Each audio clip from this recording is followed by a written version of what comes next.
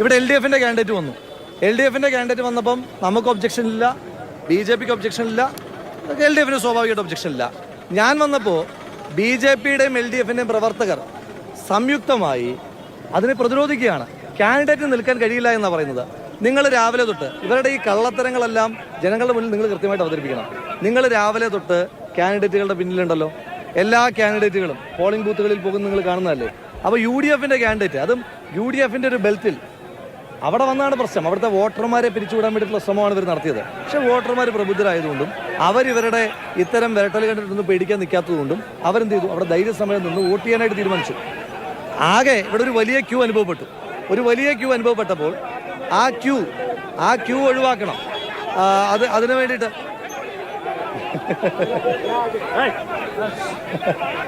അസ്വസ്ഥതയാണ്, പരാജയ ഭീതിയാണ്. അസ്വസ്ഥത, പരാജയ ഭീതി എന്നതിനപ്പുറം വേറൊരു വാചകം എനിക്ക് പറയാനില്ല. ഞാൻ ചോദിക്കുന്നത്, ഇന്ന് രാവിലെ തൊട്ട് എല്ലാ സ്ഥാനാർത്ഥികളും എല്ലാ ബൂത്തിലും കയറുന്നുണ്ട്. നിങ്ങൾ ഡിവൈഎസ്പിയുടെ വാക്കുകൾ കേട്ടല്ലോ. ഞാൻ ഡിവൈഎസ്പിയോട് ചോദിച്ചു, ഞാൻ ഇല്ലീഗലായിട്ട് എന്തെങ്കിലും ചെയ്തു? ഇല്ല, സ്ഥാനാർത്ഥിക്ക് അവിടെ നിൽക്കാം എന്ന് പറഞ്ഞു. അപ്പോൾ ഇവർ നിൽക്കാൻ പാടില്ല എന്ന് പറയുമ്പം ഈ രാജ്യത്തെ ജനാധിപത്യപരമായിട്ട് ഒരു സ്ഥാനാർത്ഥിക്കുള്ള അവകാശത്തെ വെല്ലുവിളിച്ചാൽ, അല്ല ഞാൻ ചോദിച്ചോട്ടെ, അവർ സംഘടിച്ചിട്ടല്ലേ നിൽക്കുന്നത്? ഞാൻ ഒറ്റയ്ക്കാണ് കയറിപ്പോയത്. ഞാൻ കയറിപ്പോയി ബൂത്തിനകത്തേക്ക് ചെല്ലുമ്പോൾ ബൂത്ത് ഏജന്റ് ആദ്യം തർക്കം ഉന്നയിക്കുന്നു. അത് പ്ലാൻഡ് ആണെന്ന് മനസ്സിലാക്കിയത്. ബി ജെ പിയുടെ ഏജന്റ് ആദ്യം തർക്കം ഉന്നയിക്കുന്നു, തൊട്ടു പിന്നാലെ CPM ഏജന്റ് തർക്കം ഉന്നയിക്കുന്നു. അപ്പോൾ അതിനുശേഷം പിന്നെ പുറത്തുനിന്ന് BJPയുടെ CPM ആളുകൾ ഒരുമിച്ച് വരുന്നു. ബൂത്തിൽ കയറാൻ പാടില്ലെന്ന് അവർ പറയുന്നത്. അപ്പോൾ ആദ്യം പറഞ്ഞത് ബൂത്തിൽ കയറാൻ പാടില്ലെന്ന് പറഞ്ഞു. പിന്നെ അവർ പറഞ്ഞു സ്ഥാനാർത്ഥി പോളിംഗ് സ്റ്റേഷനകത്ത് കയറി വോട്ട് ക്യാൻവാസ് ചെയ്തെന്ന് പറഞ്ഞു. ഞാൻ പറഞ്ഞു ക്യാമറയിൽ പരിശോധിക്കട്ടെ. ഒന്ന് പോളിംഗ് സ്റ്റേഷനകത്ത് കയറി ക്യാൻവാസ് ചെയ്ത് കഴിഞ്ഞാൽ അവിടെ പോളിംഗ് ഉദ്യോഗസ്ഥർ 4-5 പേരിപ്പുണ്ട്.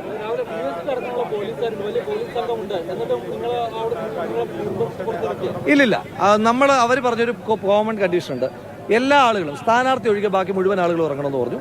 മുഴുവൻ ആളുകൾ, നമ്മുടെ ആളുകൾ ആദ്യം മാറിക്കൊടുത്തു. പിന്നീട് അവർ വന്നിട്ട് അവരിങ്ങനെ അസ്വസ്ഥതയാണ്, പരാജയ ഭീതിയാണ്. ഇത് MP രാജേഷ് കഴിഞ്ഞ ദിവസം പറഞ്ഞിരുന്നല്ലോ. MP രാജേഷ് ചില കാര്യങ്ങൾ പറഞ്ഞിരുന്നു. ഒരു ഗുണ്ടായിസത്തിന്റെ ഭാഷ ഉണ്ടായിരുന്നല്ലോ. MP രാജേഷിന്റെ കൊട്ടേഷൻ വാങ്ങിയിട്ടാണ് കമ്മ്യൂണിസ്റ്റ് ജനതാ പാർട്ടിയുടെ നേതാക്കന്മാർ, BJPയുടെയും CPMന്റെയും. ഞാൻ ചോദിക്കുന്ന, അല്ലെങ്കിൽ ഇപ്പോഴും അവരുടെ സ്ഥാനാർത്ഥികൾ ഏതൊക്കെയോ ബൂത്തുകളിൽ ഇറങ്ങുകയല്ലേ? അല്ലോ, നിങ്ങളുടെ റിപ്പോർട്ടർമാരോട് ചോദിക്കൂ. അവർക്ക് ആർക്കും ഇല്ലാത്ത പ്രശ്നം എന്താണ് UDFന്റെ കാൻഡിഡേറ്റുകളും? അപ്പം ഞാൻ ബാക്കി ബൂത്തുകളിലേക്ക് പോകേണ്ടതായിട്ടുണ്ട്. ഒരുപാട് പേരുണ്ട്. ഒരാളും മാറിയിട്ടില്ല. രാഹുൽ പ്രതികരണം നടത്തിയതിനു ശേഷം മടങ്ങിയെന്ന് തോന്നുന്നു. ഗോകുൽ, അവിടെ ഈ സംഘർഷ അന്തരീക്ഷത്തിനായുണ്ടോ? ഈ ബൂത്തിന് പുറത്തും UDF BJP പ്രവർത്തകർ സംഘടിച്ച് കയ്യാങ്കളി നടത്തുന്നത് കണ്ടിരുന്നു. ഇപ്പോൾ സംഘർഷാവസ്ഥ പൂർണ്ണമായും അയഞ്ഞോ? ഇപ്പോഴും സംഘർഷത്തിൽ പൂർണ്ണമായ ഒരു അയവ് വന്നു എന്ന് നമുക്ക് പറയാൻ കഴിയില്ല. ഇപ്പോഴും പ്രവർത്തകർ, BJPയുടെയും അതോടൊപ്പം തന്നെ കോൺഗ്രസിൻ്റെ പ്രവർത്തകർ പല സ്ഥലങ്ങളിലായി ഇങ്ങനെ സംഘടിച്ച് നിൽക്കുന്നുണ്ട്. പക്ഷേ നേരത്തെ കണ്ടതുപോലെ ഒരു കയ്യാങ്കളിയിലേക്ക് പോകുന്ന നിലയിലുള്ള ഒരു സാഹചര്യത്തിന് ഒരു അയവ് വന്നിട്ടുണ്ട്. കുറേ പേരെയൊക്കെ തന്നെ ഇവിടെ നിന്ന് പോലീസ് മാറ്റിയിട്ടുണ്ട്. അങ്ങനെ ഒരു സംഘർഷ സാഹചര്യത്തിന് ചെറിയൊരു അയവ് വന്നിട്ടുണ്ട്. എങ്കിലും പൂർണ്ണമായും തന്നെ ഒരു സംഘർഷാവസ്ഥ മാറി എന്ന് പറയാൻ കഴിയില്ല. അപ്പോൾ രാഹുൽ അടുത്ത സ്ഥലത്തേക്ക്, അതായത് മറ്റു സ്ഥലങ്ങളിലേക്ക് പോവുകയാണ്.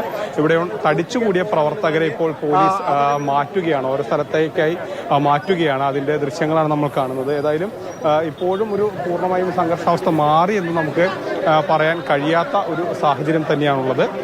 പ്രവർത്തകർ, പോലീസ് ഇടപെട്ടുകൊണ്ട് തന്നെ ഈ ഒരു വിഷയം ശാന്തമാക്കുന്നതിന് വേണ്ടി പ്രവർത്തകരെ അനുനയിപ്പിക്കുകയാണ്. രാഹുൽ ഇപ്പോൾ മറ്റു ഒരു വാഹനത്തിൽ അടുത്ത സ്ഥലങ്ങളിലേക്കായി പോയി. പക്ഷേ ഇപ്പോഴും ഇവിടെ പ്രവർത്തകർ, BJPയുടെയും അതോടൊപ്പം തന്നെ കോൺഗ്രസിൻ്റെയൊക്കെ തന്നെ പ്രവർത്തകർ ഉണ്ട്. പോലീസ് അവരെയും പിരിച്ചുവിടുന്നതിനുള്ള ശ്രമത്തിലാണ്. ഏതായാലും അതിൻ്റെ കാര്യങ്ങളാണ് ഇപ്പോൾ നടക്കുന്നത്.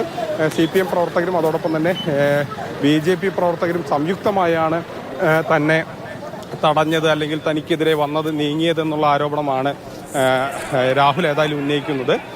നിലവിലിപ്പോൾ പ്രശ്നത്തിനൊരു അയവ് വന്നിട്ടുണ്ട്, അല്ലെങ്കിൽ സംഘർഷ സാഹചര്യത്തിനൊരു കുറവ് വന്നിട്ടുണ്ട് എന്നുള്ളതാണ് മനസ്സിലാക്കാൻ കഴിയുന്നത്. എന്താണ് അന്തരീക്ഷം അയയുകയാണ് എന്ന് ഗൂഗിൾ റിപ്പോർട്ട് ചെയ്യുന്നു.